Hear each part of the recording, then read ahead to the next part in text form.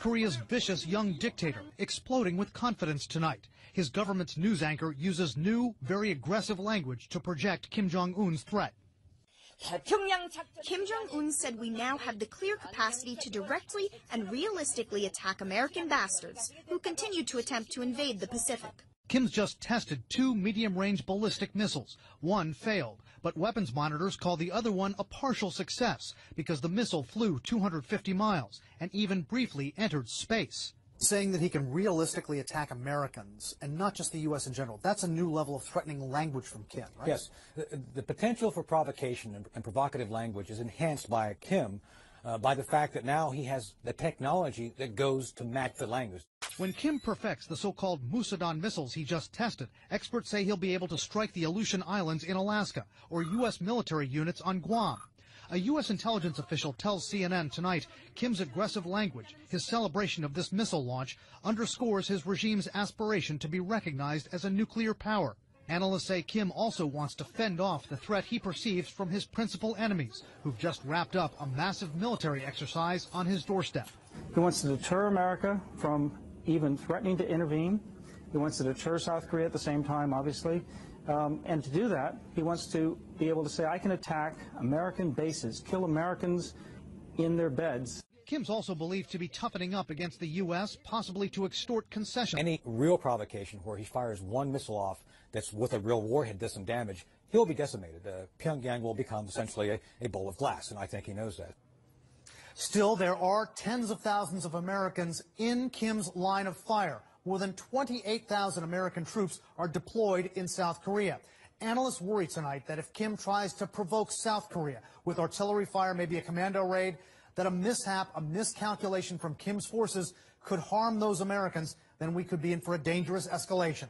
We are just getting this in. The U.S. officials we are speaking to, Brianna, are telling CNN there was a very serious incident with the Iranian Navy yesterday. Now, this is just one day after that video everyone saw of a different incident. But yesterday, in the northern end of the Arabian Gulf, there was an Iranian fast attack craft that came out into the water and began harassing 2 U.S. Navy ships and a Kuwaiti Navy ship. The Iranians, we are told, were circling the Navy ships. They were coming close. They would not leave. At one point, they came within 200 yards of one of the U.S. Navy patrol craft. The Navy, following standard maritime procedure, tried to call the Iranian ship. They got no answer initially. They fired flares. They did then have, a U.S. official says, a brief radio-to-radio conversation with the Iranians, but still, the Iranians did not leave. At that point, we are told that this U.S. Navy patrol craft, the USS Squall, then made the decision and fired 3 warning shots into the water to warn the Iranians to pay attention and to back off. This is standard maritime procedure for the U.S. Navy.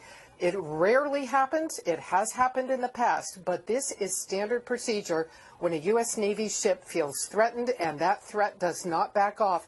That is really the last resort before you take lethal action. You fire warning shots into the water. So just yesterday, 3 warning shots fired at the Iranians. And this comes one day after that video that we all saw that 4 Iranian ships, again, Revolutionary Guard Corps ships, came out and harassed another U.S. Navy ship. Perhaps the bottom line here is to note that the U.S. believes these Iranian boats belong to the Iranian Revolutionary Guard Corps. This is one of the most militant arms of the security and military services in Iran. This is not the regular Iranian Navy. There is always concern that these maritime forces of Iran that are doing this are not under the central control of the government, and there is always concern that things can get out of hand.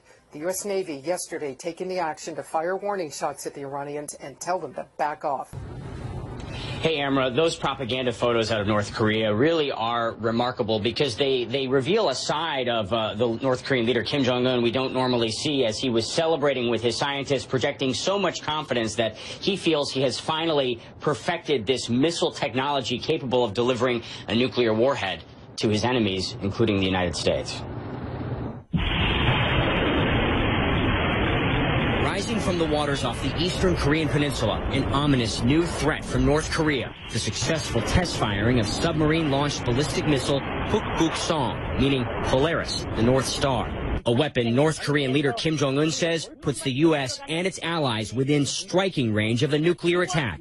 A triumphant announcement on the North Korean news. State propaganda images claim to show a perfect launch. Before dawn Wednesday, anxiety turns to exhilaration. Kim Jong-un and his officers smiling, laughing as they track the missile some 500 kilometers, more than 300 miles, further than any previous attempt. The testing and the phase of the development is very rapid. A launch attempt just last month failed. A missile fired 4 months ago in April traveled just 30 kilometers, around 18 miles. Analysts believe Wednesday's missile traveled 16 times further, meaning it can strike anywhere in South Korea, home to 50 million people and some 25,000 American troops. The latest launch as U.S. and South Korean forces engage in annual military exercises, similar to these in the spring. Pyongyang used the annual drills as a direct provocation. Troy University professor Daniel Pinkston says war games are vital to keep the peace. Looking at North Korea's capabilities, their development programs for weapons of mass destruction and their delivery systems, the shrill rhetoric that comes out of Pyongyang, their objectives are very clear.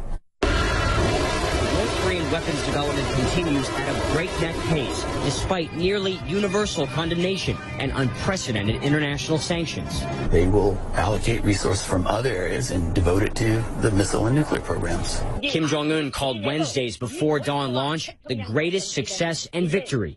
Feeling the intense pressure to succeed, one officer appears overcome with tears of joy, or perhaps relief. Russia is deploying its ballistic missile and attack submarines in numbers, range, and aggression not seen in 2 decades. In an exclusive interview, the commander of U.S. naval forces in Europe tells CNN the buildup is part of an alarming strategic view. They're very clear that NATO is viewed as an existential threat to Russia. Our military capability, they view in a very visceral way as a threat to Russia. Adding to U.S. concern, Russia is deploying new submarines that are harder for U.S. naval forces to track and detect. Following years and billions of dollars in investment, they are quieter, better armed, and have a greater range of operation. The submarines that we're seeing are much more stealthy. They're acoustically quieter. We're seeing them have more advanced weapon systems, missile systems that can attack land at long ranges. The increased Russian sub-activity is backed by a much broader military expansion. Russia is adding or upgrading some 12 naval bases across the Arctic Circle, expanding its capability to send subs in numbers through the crucial Greenland-Iceland-UK gap into the Atlantic and closer to U.S. and NATO territorial waters. Moscow has also newly stationed 6 submarines in the Black Sea, giving Russia new capability into the Mediterranean. The U.S. believes the new activity is designed to deny NATO, including the U.S., the ability to operate within Russia's so-called near abroad. Increasingly alarmed by Russia's new sub-deployments, the U.S. and its NATO allies are launching new training exercises in anti-sub warfare and deploying new systems, including the P-8 Poseidon. These are sonar buoys dropped into the water to track submarines. The plane can be equipped with torpedoes to destroy those submarines. Russia's growing military activity extends above the surface as well. A Russian fighter jet's flyby of the USS Donald Cook this week, coming within 30 feet laterally and 100 feet vertically, is behavior that U.S. naval commanders have not witnessed since the Cold War. We had issued radio calls in both English and Russian, and the aircraft didn't respond and proceeded on a course directly at the ship. So while we've seen these interactions before, this one was different because of the proximity to the ship, the altitude, and the flight path that it took. These are the big guns of Russia's modern army. The Iskander-M missile system seen launching a cruise missile during a carefully choreographed training exercise in April. And yet this is not NATO's biggest fear. Last year, President Putin announced more than 40 new missiles would be added to Russia's nuclear arsenal, prompting concerns in Washington of a new Cold War.